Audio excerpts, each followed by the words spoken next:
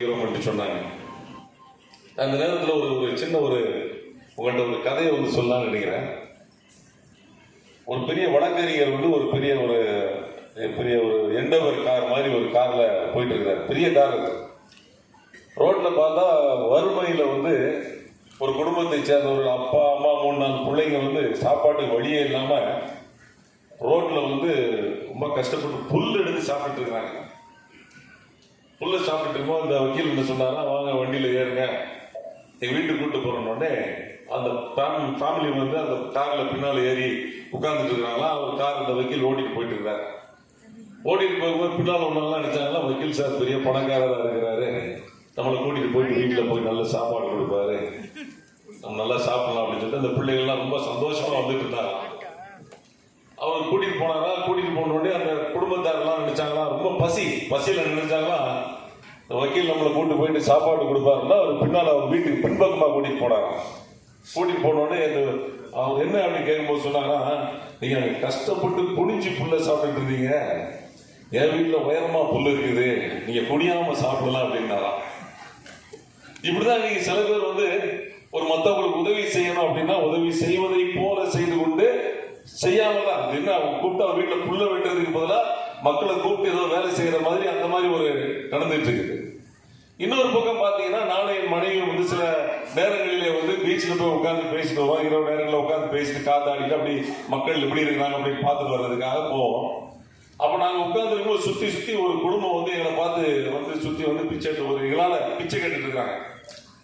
அப்ப நாங்களும் ஒரு ஸ்டேஜ்ல அவங்களுடைய தொல்லை தாங்காமல் சரி ஏதாவது செஞ்சிருவோம்னு சொல்லிட்டு செஞ்சுட்டு திருப்பி நாங்க கார் எடுக்கிறதுக்காக நாங்க 2 பேரும், நான் வக்கீலா இருந்த காலத்துல சொல்றது, கார் நிறுத்தி இருந்த இடத்துக்கு வரும்பொழுது ஒரு குடும்பமா குரூப்பா எல்லாம் சேர்ந்தாங்க. சேர்ந்துட்டு பாக்கெட்ல கைவிட்டு அந்த பிச்சை எடுத்த ஆள் பாக்கெட்ல கைவிட்டு ஒரு போன் எடுத்து போன் அடிக்கிறார். நான் என்னடா பண்றாருன்னு பார்த்தா கொஞ்ச நேரத்துல கால் டாக்ஸி ஒன்று வருது. அந்த கால் டாக்ஸில குடும்பமா ஏறி போறாங்க. பிச்சை எடுப்பதை ஒரு தொழிலாக செய்து கொண்டிருக்கிறவங்க இருக்கிறாங்க. ஆனா உண்மையிலேயே அதான் சொல்லுவாங்க, ஊர்ல அந்த காலத்துல சொல்லுவாங்க, ஆத்துல போட்டாலும் அளந்து போடு, பாத்திரம் அறிந்து பிச்சை போடு அப்படின்னு சொல்லுவாங்க. இப்ப இந்த சேவா பாலம் என்ன நடந்துட்டு இருக்கு, என்ன பண்ணிட்டு இருக்கு அப்படின்னு சொன்னா, தகுதியானவர்களை தேர்ந்தெடுத்து அந்த தகுதியானவர்களுக்கு அந்த உதவிகள் போய் சேர வேண்டும் என்பதுதான் இந்த சேவா பாலத்துடைய இதாக இருக்கிறது, சேவையாக இருந்து கொண்டிருக்கிறது. சார் சொன்னதை போல கோத்தாரி நிறுவனம் அவங்க ஒரு சோசியல் சிஎஸ்ஆர், அதாவது social responsibility, corporate social responsibility அப்படின்னு இருக்குது. அவங்களுக்கு யாரு பயனாளிகள், சரியான பயனாளிகள் யாரு, அவங்களை தேர்ந்தெடுப்பது எப்படி என்று அவங்களுக்கு தெரியாது. ஏன்னா அவங்க கார்பரேட் தான் பார்த்துட்டு இருப்பாங்க. அப்போது இதை போன்ற சேவா பாலம் போன்ற நிறுவனங்கள் தான் அவங்களுக்கு கரெக்டா யார் அப்படின்னு பார்த்து சொல்ல வேண்டியிருக்கும். அந்த சேவையே ஒரு பெரிய சேவை. டாக்டர் சொன்னாங்க, நீங்க எல்லாம் நினைச்சிருப்பீங்க டாக்டர் போன உடனே நிறைய ரத்தத்தை எடுத்துறாங்க, நம்மளாம் பெருசா நினைப்போம் டாக்டர் ரத்தத்தை உறிஞ்சிட்டு வந்துடுறாங்க அப்படின்னு நினைப்போம். ஆனா அந்த ரத்தம் எத்தனை பேருக்கு உதவி ஆகுது என்பதை நீங்க பார்க்க வேண்டும். அது நீங்க ஒரு உதவியை பெற்றுக்கொள்வதே அதுவே ஒரு தனித்திறமை தான். ஒரு உதவியை வாங்கி தேவையான சரியானவர்களுக்கு கொடுப்பதே ஒரு பெரிய விஷயம். பொதுவாக இந்த விவிலியத்திலையும் சரி, குர்ஆன்ல என்ன சொல்றாங்க அப்படின்னா, எல்லா மனிதர்களுமே தங்களுடைய வருமானத்தில் 10ல் ஒரு பகுதியை கொடுக்கணும் அப்படின்னு சொல்றாங்க. ஆனா இன்னைக்கு நான் கேள்விப்பட்ட அவர் தன்னுடைய வருமானத்தில் 3ல் ஒரு பகுதியை கொடுத்திருக்காருன்னா அது ஒரு பாராட்ட வேண்டிய ஒரு விஷயம். விவிலியத்துல பாத்தீங்கன்னா என்ன சொல்றாங்க அப்படின்னா, இறந்ததுக்கு பின்னால மறுமையான ஒரு வாழ்வு இருக்கு அப்படின்னு சொல்றாங்க.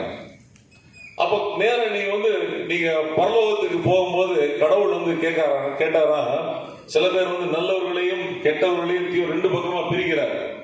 பிரிச்சு ஒரு பக்கத்துல பிரிச்சவங்களை சொல்றாரு, நீங்கெல்லாம் எனக்கு நன்மை செய்தீங்க, நான் அதனால உங்களை நான் தெரிந்தெடுத்திருக்கிறேன் அப்படிங்கிறாங்க. அப்ப என்னன்னு கேட்கிறாங்க. அப்ப அவர் சொல்றாரு, கடவுள் சொல்றாரு, நான் பசியா இருந்தேன், எனக்கு நீங்க சாப்பாடு கொடுத்தீங்க அப்படின்றாங்க. அடுத்தது நான் தாகமா இருந்தேன், எனக்கு தண்ணீர் கொடுத்தீங்க அப்படின்றாங்க. நான் அந்நியராக இருந்தேன், என்னை நேசித்தீர்கள் என்று சொல்றாரு. அடுத்தது வஸ்திரம் இல்லாமல் இருந்தேன், எனக்கு வஸ்திரத்தை கொடுத்தீங்க. வியாதியா இருந்தேன், நான் வியாதியா இருக்கும் போது என்ன பார்த்தீங்க அப்படின்றாரு. அடுத்தது என்ன சொல்றாருன்னா, காவலில் இருந்தேன், சிறைச்சாலையில் இருந்தேன், சிறைச்சாலையில் இருக்கும் போது என்னை வந்து பாத்தீங்க, அதனாலதான் உங்களை அந்த இடத்துக்கு தேர்ந்தெடுத்திருக்கிறேன் அப்படின்றாங்க.